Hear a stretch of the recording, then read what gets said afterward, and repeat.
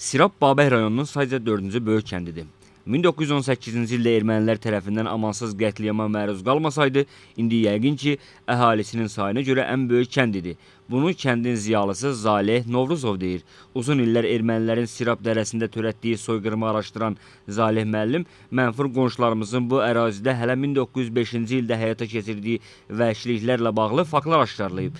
Ən dəhşətli qətliamı isə ermənilər 1918-ci ilin iyulunda törədib. Türkiyədən qovulan erməni cəlladı Andranik öz quldur dəstəsi ilə Naxçıvandan Zəngəzura keçmək istəyib. Bu zaman yolun üstündəki kəndlərdə, o cümlədən Sirabda qanlı qətliamlar törədib. Burada çox müxtəlif rəqəmlər var. Bəzən hətta 10 min nəfərə qədər burada əhalinin öldüyünü söyləyirlər. Məsələn, həmin dövrün tarixi gündəliyini yazan Mirzə Bağırı Əliyevin yazdığına görə ayın 9-unda Sirabda 800 nəfərin qətlə yetirildiyi xəbərini alır. Çünki Müsəlman Milli Komitəsinin katibi idi və onun o gündəliyində bu var. Bugün bizim araşdırmalarımız nəticəsində Naxçıvan dövlət tarixində 460 nəfərin qətlə yetirildiyi var. Əlbəttə ki, bu rəqəmlər hamısı nisbidir. Ermənilərin qətlə yetirdiyi adamların arasında təkcə Sirablar deyil, qonşu kənddən bura pənah gətirən adamlar da olub.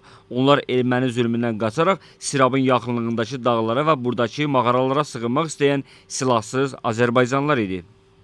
1918-ci ilin iyul ayında ermənilər Andranikin başçılığı ilə bu kəndləri işğal edən zaman onların arxasınca gələn Kazım Qarabəkir Paşanın rəhbərlik etdiyi türk qoşunları görünən o təpələrdən bir yaylım atəşi asdılar. Yəni ki, biz sizin ardınızda gəlirik və bundan qorxuya düşən ermənilər bu kəndlərdə kütləvi şəkildə qırğınlara başladılar.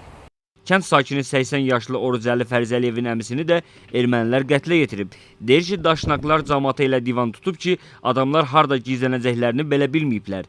Məscidə pənah aparanları elə oradaca qətlə yetiriblər. Kəndin cəmaatı qaçıb Sarıdağda Daşqala deyilən qala var, ora. Onda yolda qabaqlarına çıxanı gülləliyiklər. Dərə yoxşa meyitmiş də elə. İndi onu sahib mən deyəm mənə. Dərə yoxşa meyitmiş. Sonra cəmaat gəlib bastırıb. Hara gəlib özü meyitini tapıb. Erməni vəhşiliyinə şahid olan məscid bu gün də qalır. Lakin Sovet dönəmində məscidin divarlarındakı güllə izlərini itiriblər. Burada gizlənən insanları isə qonşu kəndlərdə yaşayan ermənilər aldadaraq quldurların əlinə veriblər. Bu məscid çox etibarlı olub, Hacı Şərim məscidi deyirlər. Göründüyü kimi etibarlı qapısı var, qara qaşdan düzəldilib və 5-6 sm qalınlığı var. Ermənilərdən qorunmaq istəyən insanlar gəlib bu məscidə sığınıblar. Və qapını da möhkəmlədiblər. Qapıda indi rəngçilənib şirlər vurulduğuna bilinmir. Güllə yerləri aydın seçilirdi. Və maraqlıdır ki, burada insanları aldadıb buradan qapını açdırıblar. Qapını açandan sonra bu içəridəki insanların hamısını qırıblar. Sirabdan keçən ermənilər Nehrəm və Culfanın yaycı kəndlərinə hücum ediblər. Nehrəmə daxil ola bilməsələr də yaycıda 4000-dən artıq adamı qətlə yetiriblər. İndi Sirablıların bir arzusu var. Kənddə bu tarixi faktı özündə əks etdirən abidə və ya lövhənin qoyulması. Burada elə bir abidənin qoyulmasını. Çünki bu kəndin əziyyəti çox olub.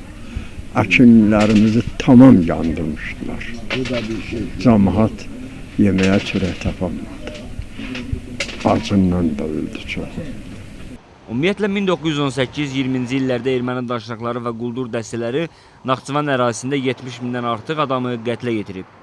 Səməd Canbaxşıyev, Rəşad Əkbərov, İlqar Qulusoy, Lider TV, Naxçıvan.